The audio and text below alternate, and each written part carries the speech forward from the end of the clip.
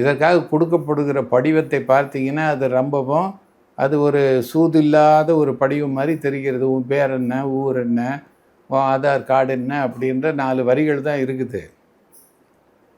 அவ்வளோதான் இருக்குது. இதில் ஒரு சூதுவாது இருக்க முடியாது. இருக்குதா என்பது நமக்கு தெரியாது.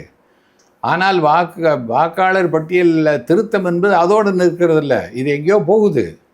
இது எங்கேயோ போய் அவங்க அதுக்கப்புறம் கோர்க்கிறார்கள்.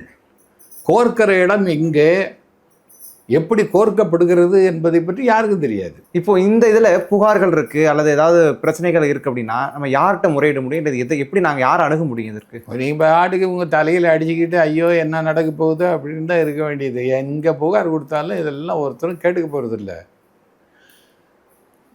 வாக்காளர் பட்டியல் தயாரிப்பது என்பது அந்தந்த சாராட்சியினுடைய பொறுப்பு.